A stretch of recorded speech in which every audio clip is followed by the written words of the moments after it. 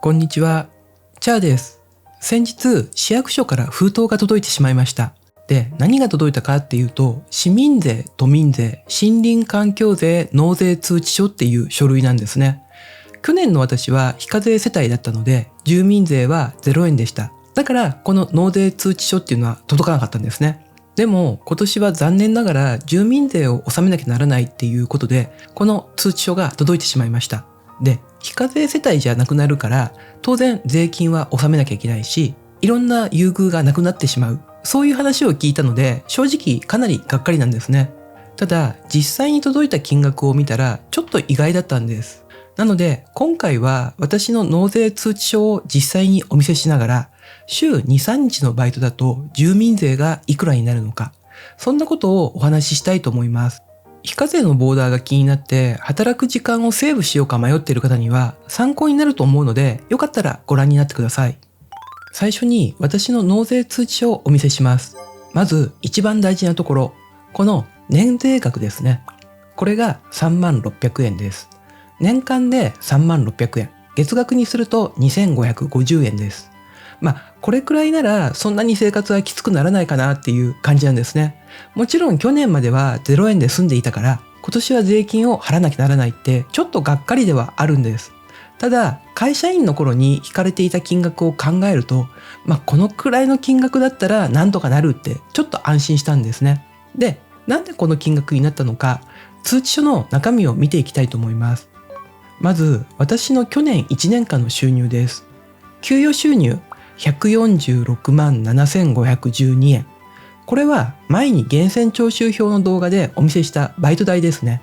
で、このバイト代の147万円。これは丸々税金の対象になるわけじゃないんですね。ここから給与所得控除っていうのを引いてもらえるんです。サラリーマンの経費みたいなもので、これが65万円。だから、給与の所得って言って税金の計算対象になる金額は147万円から給与所得控除の65万円を引いた81万7,512円。それから配当所得が34万2,711円。私は投資信託や株を持っているので、その配当金なんですね。で、本来は配当金って分離課税って言って、どれだけ収入があっても利益の約 20% の税率で税金を納めればよくって、給与所得や事業所得なんかと収入を合わせなくていいんですね。で、給与所得とかと合わせないで済むと何がいいのかっていうと、給与所得や事業所得って累進課税って言って所得が大きくなると税率も増えちゃうんです。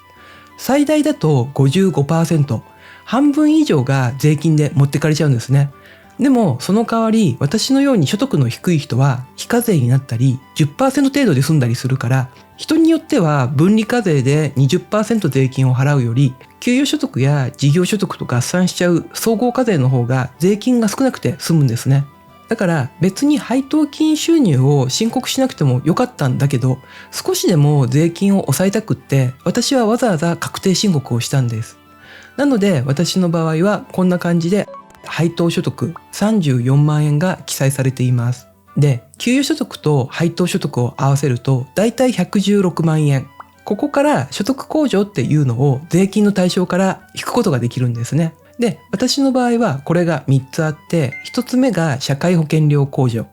バイトのお給料から引かれていた健康保険とか厚生年金です。これを1年間で28万1,451円納めていたので、この分は税金の対象からさっ引けるんですね。で、2つ目が生命保険料控除で7万円。私は医療保険には入っていないんですけれども、住宅ローンの男身保険とか個人年金保険なんかがあったので7万円引くことができました。で、3つ目が基礎控除で43万円。これらの控除の合計をさっきの所得約116万円から引くと、課税される所得は約38万円になるんですね。アルバイトで147万円稼いで、NISA 以外の配当金収入が34万円。合計で181万円の収入があっても、控除って言って税金の計算対象からいろいろ差し引くことができるから、税金がかかるのはこのうちの38万円分だけ。で、この38万円に 10% の住民税がかかるんですね。で、この 10% の内訳は市民税が 6%、都民税が 4%。ただ、二重課税を防ぐために調整控除とか配当控除っていうのが引かれるんですね。で、調整控除っていうのは所得税と住民税が二重にかかってしまうのを調整するための仕組みなんです。で、配当控除っていうのは配当金ですでに引かれた税金との二重課税を防ぐための仕組みなんですね。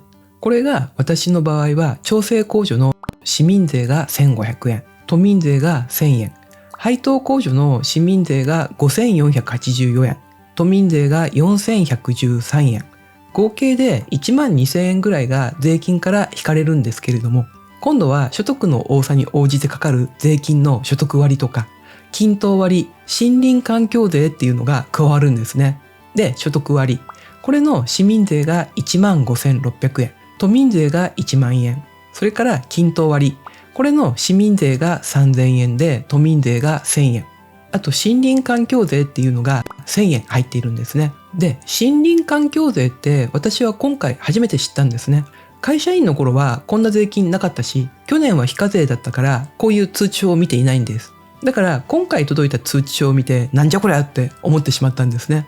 で、調べてみるとこれは数年前からできた国の税金で住民税と一緒に取られるそうなんですね。独身税といい、この森林環境税といい、気づけばしれっと税金が増えている。だから税金関係の通知書を見るといつも気分がモヤモヤしちゃうんです。横道にちょっとそれてしまったんですけれども、こんな感じで足したり引いたりして最終的には全部合わせると3万600円。これが私の今年の住民税なんです。で、ここで一つ私はちょっと疑問に思ったんですね。さっき言ったように私は配当収入を確定申告したんです。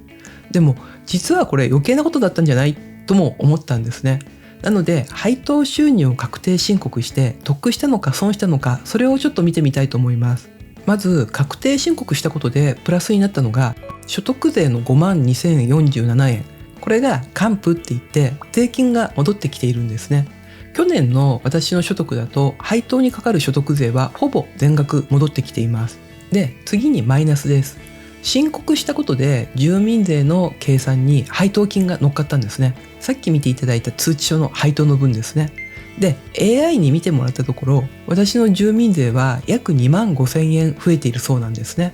で、こんな感じで戻ってきたのが5万2000円、増えたのが2万5000円だから、トータルで見ると2万8000円の得なんです。だから私の場合は戻ってきた金額の方が大きいので申告して正解だったんですね。ただ、配当金を確定申告するのにすごく大事な注意点があるんです。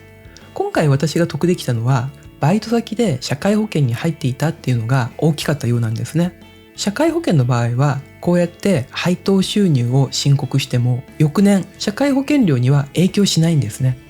でも、国民保険の場合は、配当金の分所得が増えた扱いになって、国保の保険料が上がっちゃうそうなんです。だから私の場合はちょっとだけ得したってなったんだけど、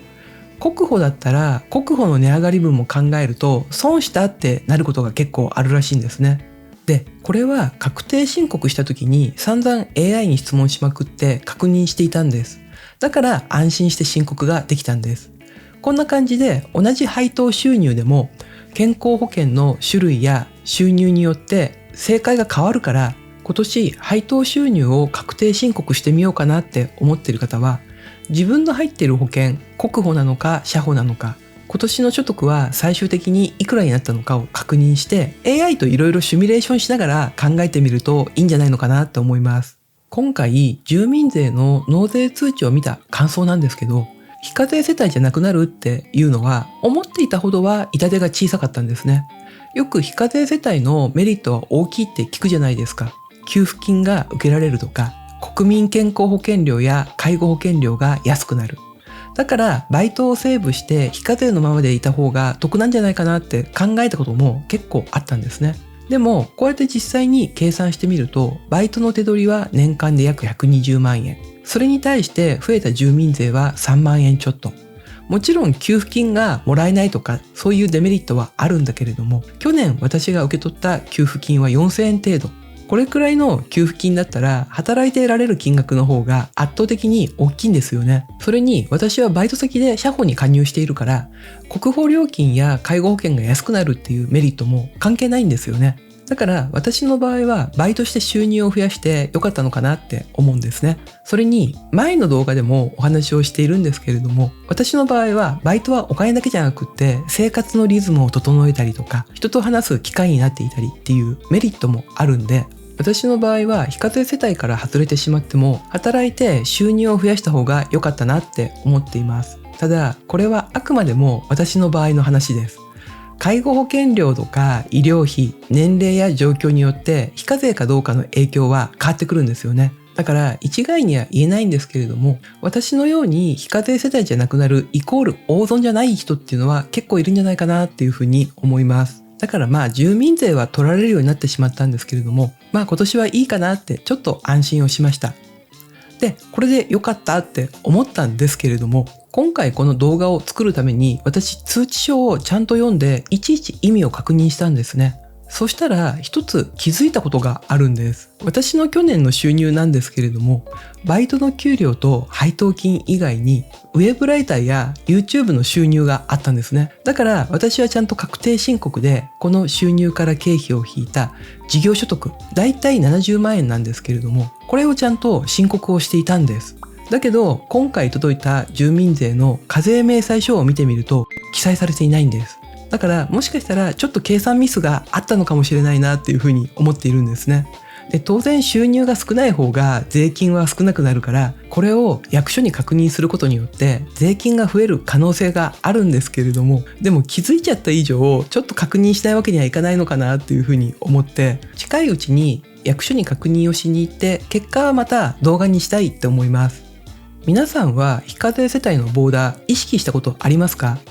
収入を抑えて非課税のままでいる派か、気にせず働く派か、考え方はいろいろあると思うので、もしよかったらコメントで教えてください。これからも50代でセミリタイア生活を送っているお一人様のリアルな生活や思いなんかを毎週土曜日の夜7時にお届けしていきます。もしこの動画が役に立ったとか、その気持ちわかるって共感していただけたら、チャンネル登録やいいね、ハイプをぜひよろしくお願いします。ご視聴ありがとうございました。